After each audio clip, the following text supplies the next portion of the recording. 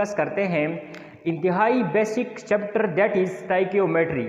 लेकिन स्टाइकियोमेट्री को अच्छी तरह जानने के लिए कुछ बेसिक ज़रूरी जानना चाहिए। आप लोग जानते हैं कि हम जब लोअर लेवल पर स्टाइकियोमेट्री पढ़ते हैं तो वहाँ पर सिर्फ कंपाउंड्स इन एलिमेंट्स का रिएक्शन होता है, उनसे कुछ प्रोडक्ट बनते हैं और हम वहाँ पर क्वांटिटेटिव स्टडी करते हैं। इंशाल्लाह धीरे धीरे उसको हम समझेंगे। लेकिन स्टाइकियोमेट्री अच्छी तरह समझने के लिए हमें कुछ बेसिक्स का जानना ज़रूरी है। वो क्या है? These basics is about atom. These basics is about atom कि एटम असल में क्या चीज़ होती हैं। देखें कि एटम दैट इज़ एटम कि एटम असल में क्या चीज़ होती है एटम। अच्छा, सो अब हम एटम की कुछ हिस्ट्री पढ़ते हैं कि एटम का नाम किस तरह रखा गया।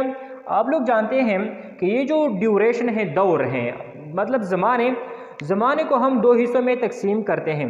एक ये ज़माना मतलब कि ईस्वी जो एडी शुरू हुई एडी और अब तक, मतलब इतने साल ईस्वी जहाँ से शुरू हो चुके हैं। ऐसे आप लोग जानते हैं कि ईस्वी क्या होती है। एडी जो हम शो करते हैं कि हम कहते हैं कि आज कौन सी ईस्वी है, तो हम कहते हैं कि 2023 क्लियर है, 2030 है।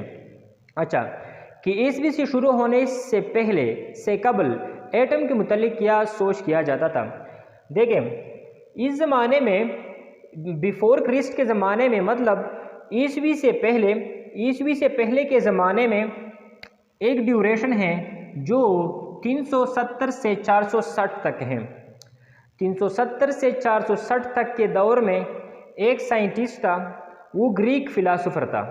कौन था? ग्रीक फिलासफर जिसका नाम था डेमोक्रिटस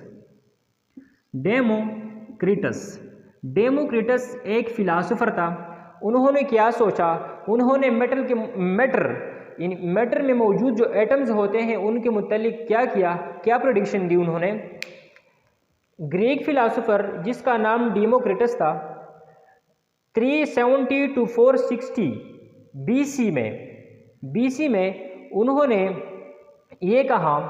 उन्होंने ये सोचा कि अगर आप मैटर के एक चाक का टुकड़ा ले लें, सपोज एक चाक का टुकड़ा है या कोई मिट्टी का टुकड़ा है, जो भी है, या कोई स्टोन है, क्लियर है, उसको अगर आप ग्रिंड कर लें, क्या कर लें, पीस ले उसको और उनके छोटे छोटे टुकड़े बनाएं, क्लियर।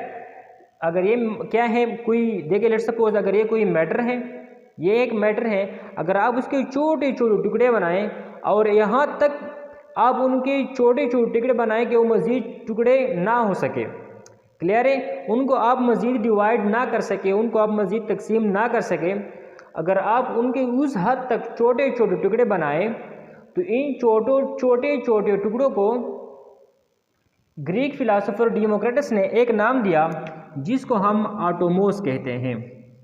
क्या कहते हैं? आटोमोस। फिर से रिवाइज करना चाहता हूँ। अगर लेट सपोज चाक का टुकड़ा है, उसको आपने पीस लिया, ग्राइंड किया, पीस लिया, तो पाउडर बन गए। आप पाउडर को मज़ीद तकसीम नहीं कर सकते। इन पाउडर्स को डेमोक्रिटस ने क्या कहा? आटोमोस कहा। और आटोमोस का मतलब यही है कि इनडिविजिबल। क्या? इनडिविजिबल का मतलब ये है कि वो मज़ीद तकसीम नहीं हो सकते, क्लियर है। अच्छा, तो इसी आटोमोस को आजकल एटम के नाम से जाना जाता है।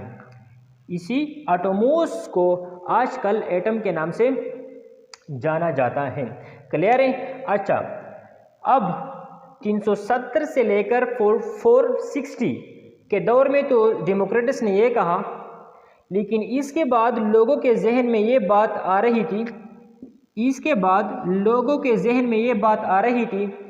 ठीक है, ये मैटर एटम से बनती है। किस चीज़ से बनती है? एटम से बनती है। लेकिन ये एटम्स किस तरीके से आपस में कंबाइन होते हैं, क्लियर है। अच्छा, तो लोगों ने ये सोचना शुरू किया। जब लोगों ने ये सोचना शुरू किया, इससे पहले लोगों के मतलब ये है कि इस दौर में लोगों ने ये सोचना शुरू किया कि चलो एक मैटर तो एटम से बनी हुई होती है, एक मैटर को अगर हम ग्राइंड कर ले तो छोटे हमें एटम्स मिलते हैं। एक मैटर को अगर हम ग्राइंड कर ले तो एटम्स मिलते हैं। अब ये एटम कंबाइन किस तरह होते हैं, किस तरह वो मिल जाते हैं? तो लोगों के जहन में अब ये सवाल पैदा हो रहा था कि किस तरह आपस में कंबाइन होते हैं। तो इसके बाद 1808 में एक इंग्लिश स्कूल टीचर आता है, एक इंग्लिश स्कूल टीचर आता है जिसका नाम क्या था? डाल्टन था। क्या था? जिसका नाम डाल्टन था। अब क्या होता है, डाल्टन आता है और कुछ एटॉमिक थियरी पेश करती हैं। क्या पेश करती हैं? Atomic theory. क्लियर है? अच्छा, देखिए इन लोगों का जो सवाल है कि एटम्स किस तरह कंबाइन होते हैं, उनका जवाब डाल्टन अभी देता है, एटॉमिक थियरी की फॉर्म में है। उसकी पोस्टुलेट कुछ यूँ है। उनकी पोस्टुलेट ये है कि ये मैटर जो होती है, मैटर ये डिफरेंट एलिमेंट से बनी हुई होती हैं। ये मैटर जो होती है, matter is composed of different elements which have different properties। अच्छा, तो डाल्टन ने 1808 में क्या पोस्टुलेट दी, क्या एटॉमिक थियरी पेश की? उनके मुताबिक कि ये मैटर ये असल में तो एटम से बनी हुई होती है। ये मैटर असल में एटम से बनी हुई होती हैं, मुख्तलिफ एलिमेंट से बनी हुई होती हैं। डाल्टन ने कहा कि ये मैटर असल में एलिमेंट से बनी हुई होती हैं और ये एलिमेंट्स एक दूसरे से हर लिहाज से मुख्तलिफ होते हैं, अच्छा, जब उन्होंने ये पोस्टुलेट पेश की कि matter is composed of different elements which are different in their properties from each other. Clear है? अच्छा, तो जब उन्होंने इस डिफरेंट का लफ्ज़ उन्होंने जब इस्तेमाल किया, जब डाल्टन ने डिफरेंट का लफ्ज़ इस्तेमाल किया, तो यहाँ पर दो लाज वजूद में आती हैं। वो कौन कौन से लॉ हैं? एक है law of conservation of matter. इसकी वजूद बन गई जब डाल्टन ने कहा कि ये जो मैटर है ये डिफरेंट एलिमेंट से बनती हैं और ये एलिमेंट एक दूसरे से हर लिहाज से मुख्तलिफ होते हैं। तो फर्स्ट ऑफ ऑल ये लॉ वजूद में आती है और दूसरी लॉ जो है लॉ ऑफ डेफिनेट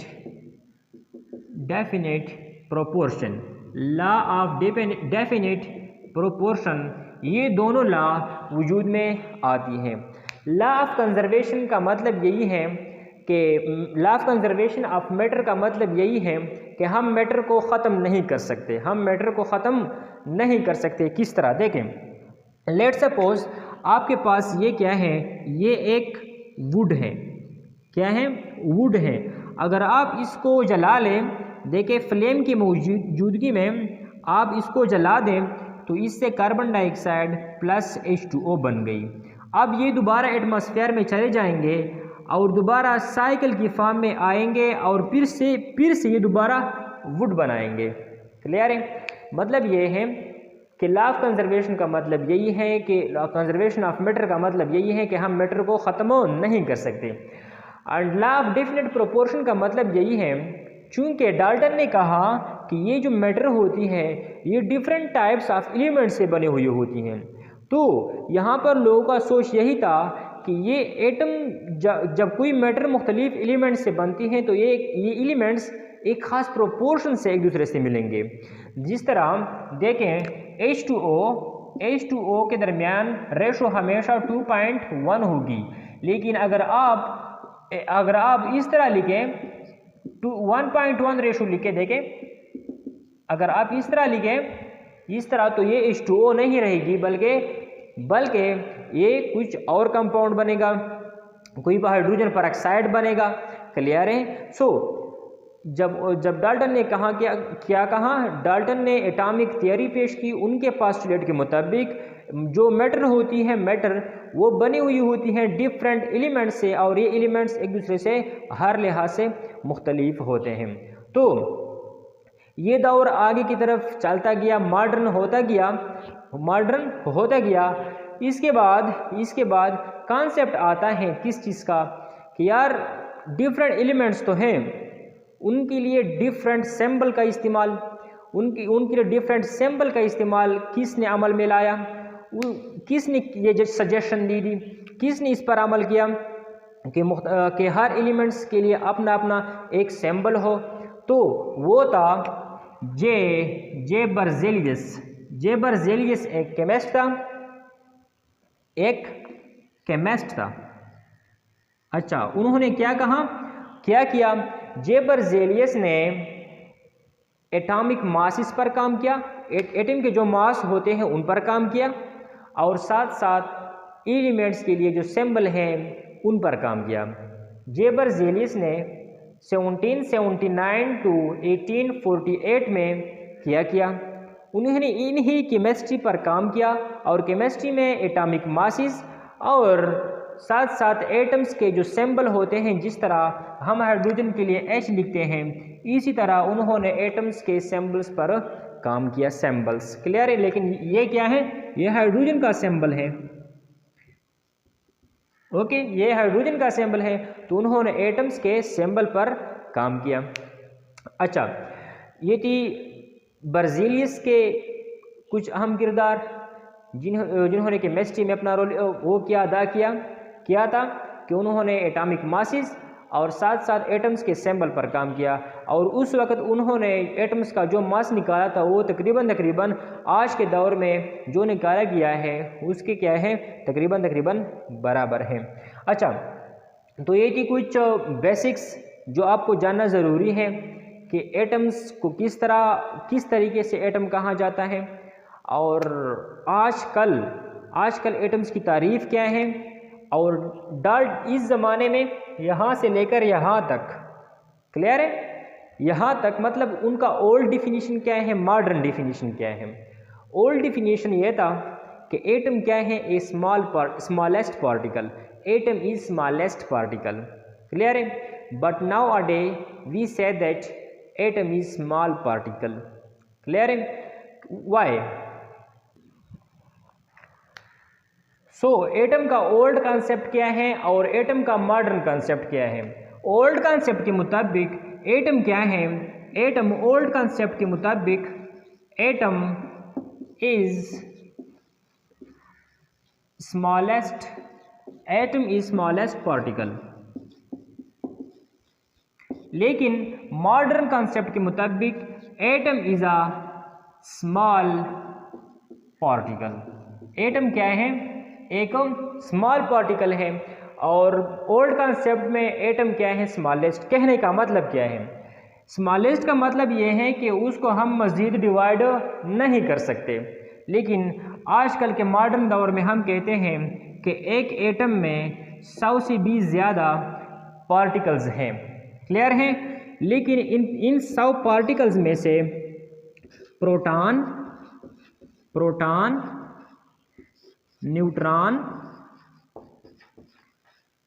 और इलेक्ट्रॉन्स को फंडामेंटल पार्टिकल्स माना जाता है। देखिए, एटम्स में 100 से ज़्यादा क्या है, एटॉमिक पार्टिकल्स हैं। इनमें प्रोटॉन, इलेक्ट्रॉन और न्यूट्रॉन्स को क्या माना जाता है, फंडामेंटल पार्टिकल्स। और फंडामेंटल पार्टिकल्स क्या होते हैं, वो पार्टिकल्स जो किसी एटम की आइडेंटिफिकेशन के लिए, उनकी शनाख्त के लिए, उनकी वजाहत के लिए काफ़ी हो। तो इलेक्ट्रॉन, प्रोटॉन एंड न्यूट्रॉन किसी एटम की पूरी खसूसियात बयान कर सकते हैं। क्लियर है। अच्छा, ये मॉडर्न है। मॉडर्न डिफिनीशन में atom is a small particle which takes place in a chemical reaction. While old concept के मुताबिक atom is smallest particle of matter, clear, which takes place in a chemical reaction. देखिए जिस तरह Dalton ने कहा कि matter composed होती हैं डिफरेंट एलिमेंट्स से, उनकी खसूसियात एक दूसरे से मुख्तलिफ होती हैं और वो क्या होते हैं, मैटर बना लेते हैं। तो लोगों के जहन में ये सोच आ रही थी कि यार किस तरह वो कंबाइन होते हैं, वो कौन सा तरीका है जो एक दूसरे से कंबाइन होते हैं। कंबाइन इस तरीके, मतलब जिस तरीके से वो कंबाइन होते हैं, इस सवाल से अब दो लॉ क्या होते हैं, मतलब शो होते हैं, वजूद में आते हैं। एक है law of definite proportion and law of conservation of matter. इंशाल्लाह नेक्स्ट वीडियो में हम इंतहाई ही और ही बेसिक चीज़ें पढ़ेंगे। So subscribe the channel, like it and share it with your friends. Thank you so much.